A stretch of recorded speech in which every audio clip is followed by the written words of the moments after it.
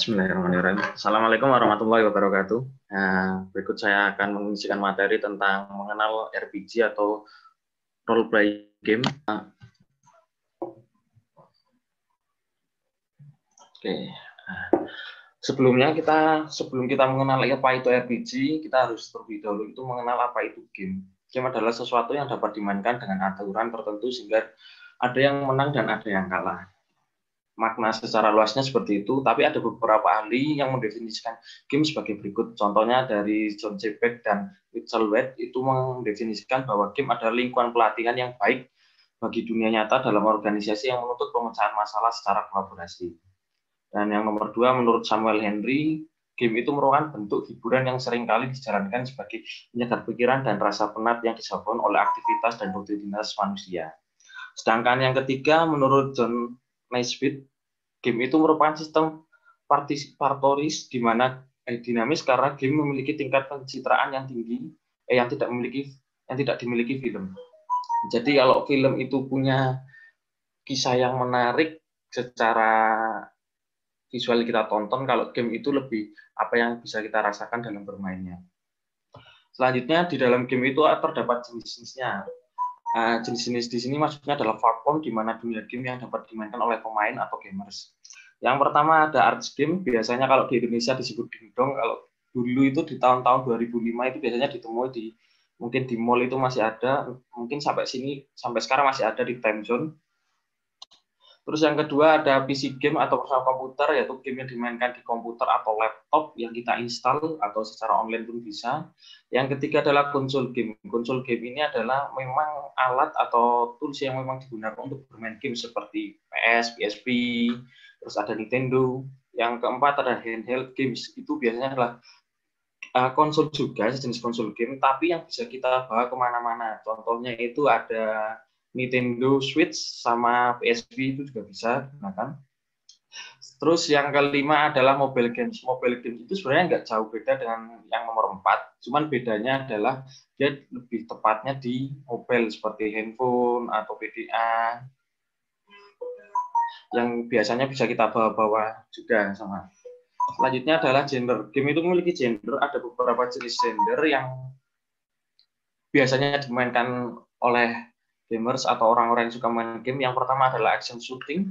Itu adalah game di mana kita merasakan bahwasanya seperti terjadi perang atau kita akan menjadi seorang polisi atau teroris yang melakukan adu tembak antar pemain lainnya.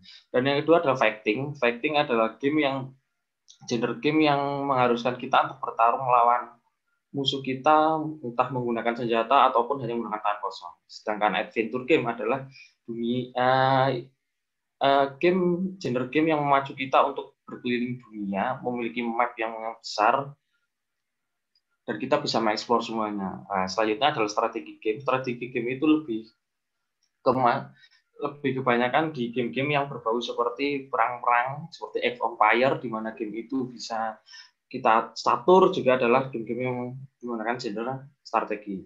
Yang kelima ada simulation. Simulation ini adalah game-game yang simulasi bisa kehidupan nyata, contohnya seperti game The Sims atau mungkin kalau kita pernah main game di HP itu ada Crash Theft, yaitu simulasi bus atau truk dan lain-lainnya. Yang keenam adalah puzzle. Puzzle ini adalah game yang memacu otak kita untuk berpikir dan melatih otak juga agar bisa menyelesaikan masalah dengan cepat ataupun dengan sesuai logik kita. Biasanya ini game-game contohnya adalah Tetris yang dimainkan.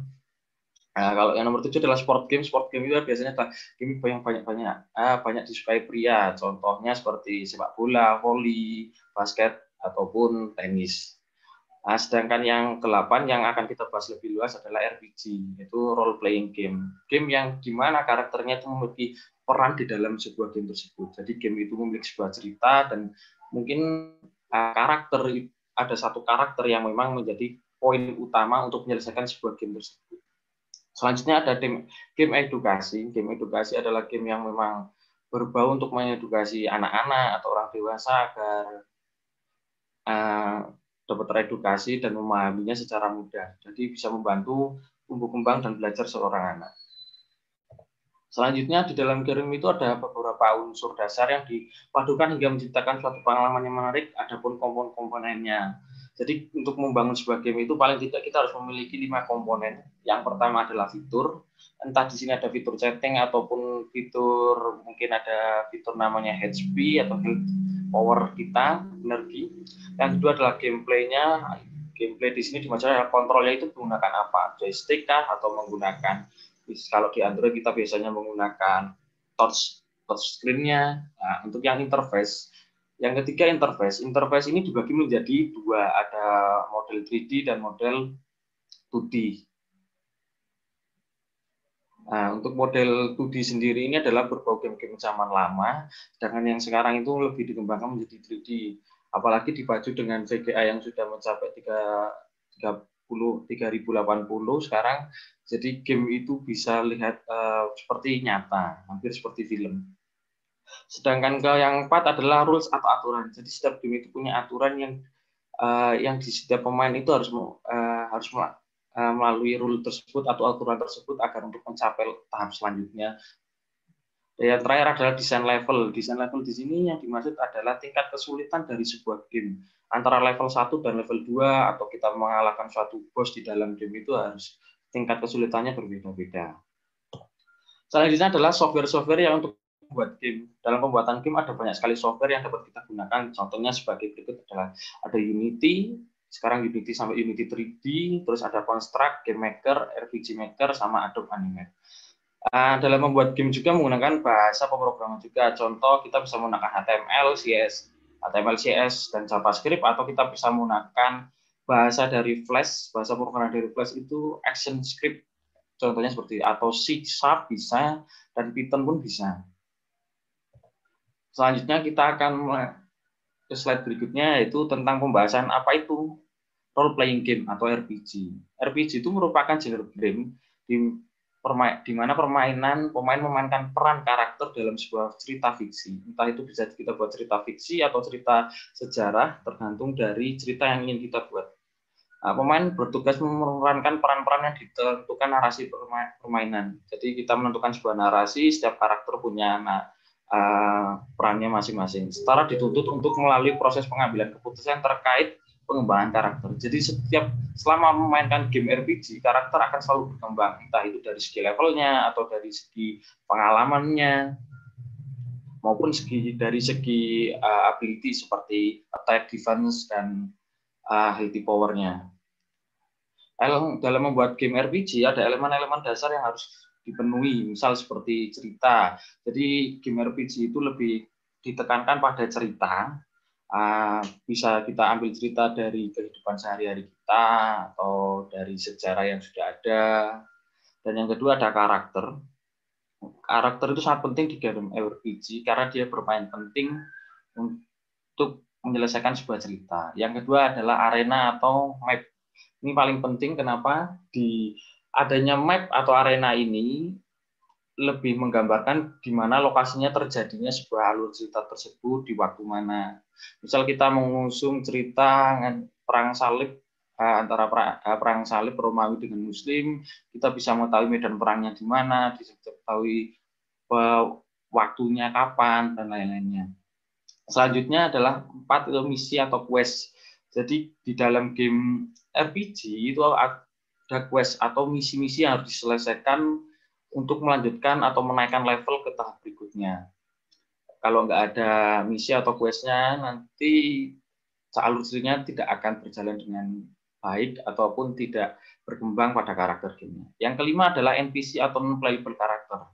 Itu adalah karakter-karakter yang membantu kita yang ada di dalam sebuah game RPG yang nantinya kita bisa mengobrol atau mereka bisa memenuhi kebutuhan kita seperti membeli peralatan ataupun makanan.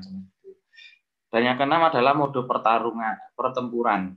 Di sini mode pertempuran itu sebenarnya ada dua, ada yang model saling bergantian menyerang atau langsung real time. Tergantung dari game RPG apa yang kita buat. Yang pertama saya jelaskan dulu tentang cerita dalam game. Cerita dalam game itu ada dua jenis. Yang pertama ada linear lurus dan cerita yang bercabang. Cerita yang linear atau lurus adalah cerita yang hanya kita menyelesaikan satu misi saja sudah selesai dan tanpa perlu melakukan misi lainnya, atau bisa kita langsung naik ke tahap berikutnya. Sedangkan cerita yang bercabang adalah di mana pemain itu bisa memilih ending dari sebuah game itu seperti apa. Jadi biasanya sudah disediakan oleh developer itu, misalnya ada dua cerita, yang satu kita mungkin yang A atau yang B bisa kita pilih salah satunya. Selanjutnya adalah karakter permainan dalam game. Karakter dalam permainan game itu terbagi menjadi dua kategori. Yang pertama karakter tunggal, dan yang kedua adalah multi karakter. Karakter tunggal di sini maksudnya adalah kita memainkan satu peranan saja untuk menyelesaikan sebuah game. Sedangkan untuk multi karakter adalah kita bisa memainkan lebih dari satu karakter sesuai atau mungkin bisa berkelompok sesuai yang kita inginkan. Di dalam game setiap karakter itu paling tidak memiliki 4 atribut. Yang pertama adalah energi bermain atau HP itu digunakan untuk mengetahui sisa berapa sih tenaga kita. Yang kedua adalah level, yaitu di mana kita berada di level berapa, level 1 atau level 2. Dan yang ketiga adalah pengalaman atau experience. Pengalaman di sini maksudnya sudah sampai level berapa sih kita melakukan sampai berapa banyak pengalaman yang telah dilalui dengan menggunakan karakter tersebut. Yang keempat adalah kemampuan atau abilities. Yang di sini dimaksud adalah ada attack, defense yang bisa kita gunakan attack untuk menyerang atau bertahan. Unsur selanjutnya adalah arena atau permainan. Arena permainan atau map. Game RPG itu identik dengan eksplorasi arena permainan atau sering sekali disebut dengan map. Arena permainan didesain sedemikian rupa mengikuti tema cerita dan perkembangan karakter. Sekaligus peletakan beberapa rahasia seperti pintu, ruang rahasia atau item-item tertentu agar menambah fantasi dalam kita bermain game. Tujuan dibuatnya arena permainan adalah sebagai ilustrasi untuk permainan yang pertama, yang kedua sebagai bantuan strategis bagi pemain, dan yang ketiga adalah pengaturan jalan ceritanya. Jadi akan lebih kompleks lagi kalau bahwasanya cerita itu diperpadukan dengan arena permainannya. Selanjutnya adalah misi atau quest. Sebuah game selalu memiliki tujuan tertentu, di mana kita pemain mencapai tujuan maka permainan akan berakhir. Nah, di sini setiap quest itu memiliki reward atau hadiah yang bisa kita dapatkan jika kita telah menyelesaikan misi atau quest tersebut.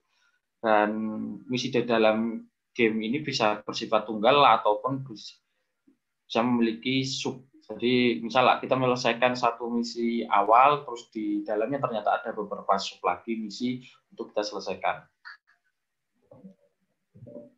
Selanjutnya adalah NPC atau karakter NPC atau non-player karakter pendukung. Di dalam game kita bisa temui banyak sekali NPC yang membantu kita untuk menyediakan mesti urusan bahan logistik, memberi informasi tertentu dalam kita menyelesaikan misi, atau sebagai penunjang cerita untuk memberikan menyusun dialog agar terlihat lebih seperti kehidupan nyata. Yang selanjutnya adalah mode pertempuran atau battle system. Di sini adalah di mana aspek dari permainan yang paling menonjol adalah dari RPG itu adalah di battle systemnya, di mana pertempuran itu bisa secara real time atau secara bergantian. Saat kita berhadapan dengan villain, kita mungkin bisa melakukan penyerangan secara bergantian atau secara real time mereka menyerang kita menahan dan sebaliknya. Berikut ada beberapa contoh game yang mungkin bisa dijadikan referensi teman-teman untuk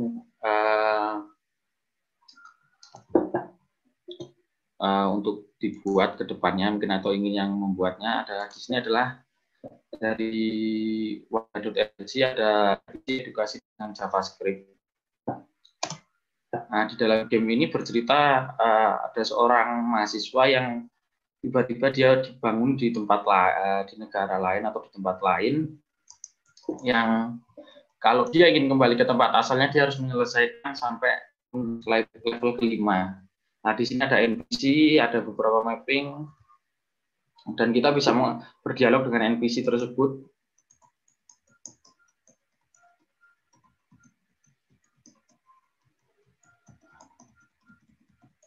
Ataupun nanti kita bisa mengeksplor ke tempat ruangan-ruangan atau rumah-rumah yang disediakan seperti ini, kita bisa berinteraksi ataupun membeli bahan makanan yang kita butuhkan sesuai dengan yang kita, misal kita beli kopi dan lain-lain. Itu nanti saat kita membeli kopi, apakah kita akan menambah kita atau kita. Dan juga kita bisa mengeksplor atau pindah ke map yang lain untuk melakukan battle dengan villain-villain atau musuh yang memang sudah disediakan oleh game. Nah, contohnya seperti ini. Nah, karena ini bersifat edukasi, jadi setiap kita ingin menyerang lawan, kita harus menjawab pertanyaan seperti samudra yang paling luas terkecil di dunia adalah apa? Misal katakanlah ternyata salah. Jika kita salah, maka kita yang akan diserang. Dan HP kita akan turun. Nah, ini adalah salah satu contoh demo dari game yang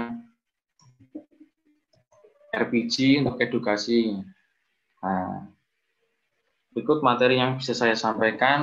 Mungkin ada tutur kata yang salah. Jika ada pertanyaan, bisa ditanyakan. Sekian, wassalamualaikum warahmatullahi wabarakatuh.